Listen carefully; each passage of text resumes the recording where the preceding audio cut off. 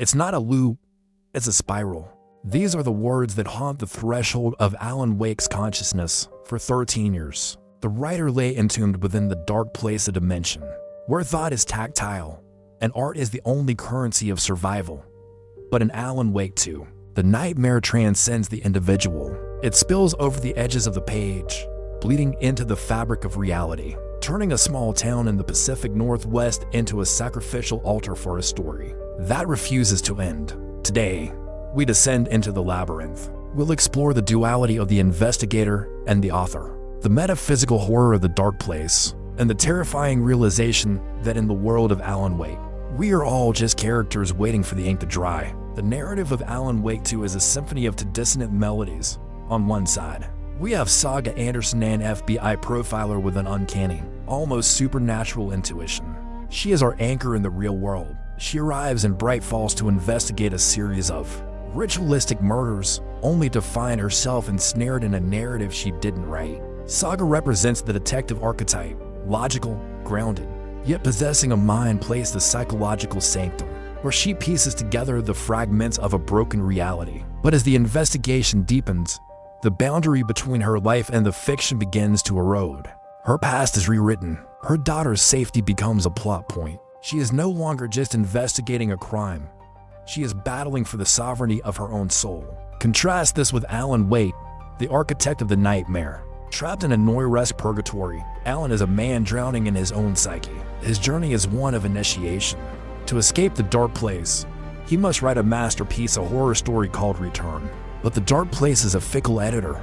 Every word he writes has a price. Every draft he completes demands a sacrifice. Alan's sections are a fever dream of neat narrative. He explores a version of New York built from his own memories and the hard-boiled tropes of his Alex Casey novels. Here, the shadows have voices, and the neon lights offer no sanctuary.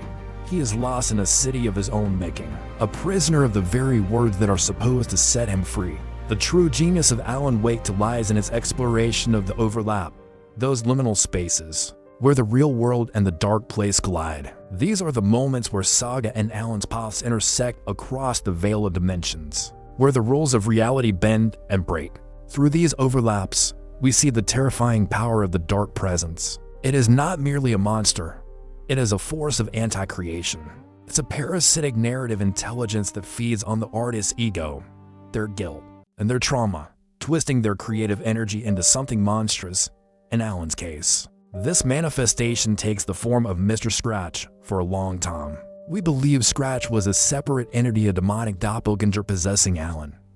But the revelation is far more visceral. Scratch is the shadow of the creator. He is the manifestation of Alan's artistic obsession, his self-loathing, and his capacity for self-destructs. He is the darkness that whispers to every artist that their work is never good enough, that they must sacrifice everything for it. When Alan writes, he is fighting himself. The horror is not external. It is the realization that the hand holding the pen is the same hand that is twisting the knife. Scratch is the price of Alan's art made flesh. As Saga delves into the folklore of Bright Falls and the mysterious cult of the tree, she discovers that the town is a stage for a grand, cosmic play. The Cascala brothers, the enigmatic Adi the janitor, everyone plays a role in a ritual designed to keep the darkness at bay, or perhaps to invite it in.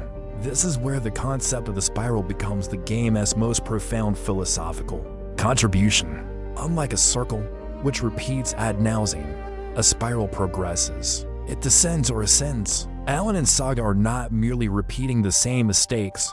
They are digging deeper into the core of the mystery, gaining new knowledge with each turn. This is most evident in the mind place and the writer's room. These mechanics are not just gameplay systems.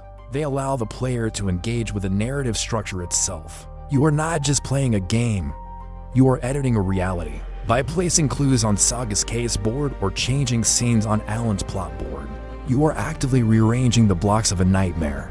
To find a path toward the light, you are co-authoring the story alongside the characters, experiencing their struggle to impose order on a world dissolving into chaos. It's a brilliant fusion of gameplay and theme, making you a participant in the act of creation itself. The finale of Alan Wake 2 is an explosion of metaphysical stakes. To stop Return from becoming a reality, to prevent the world from being consumed, By a permanent horror story Saga and Alan must collaborate across the divide.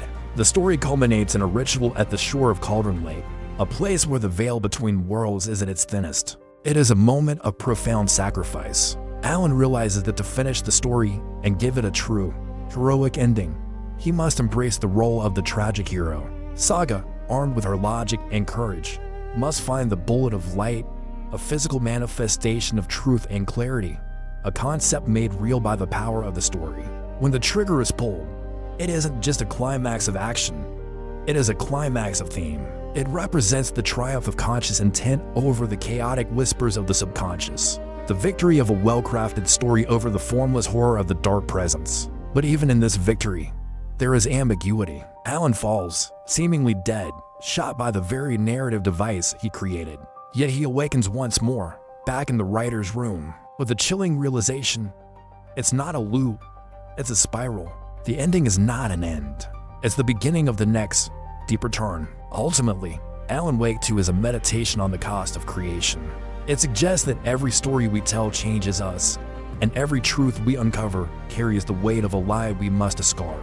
It's a story about the masks we wear: the detective, the writer, the hero, the monster, and the terrifying truth that beneath those masks, we're all just trying to find our way back to the light. The dark place is still there. The lake is still a door. And as long as there is ink and a mind to wield it, the spiral will continue to turn. In the end, we are all writers of our own destiny. The question is, are you brave enough to edit the ending? Thanks for watching. If you enjoyed this descent into the dark, subscribe for more deep dives into the narratives that define us. And remember, stay in the light.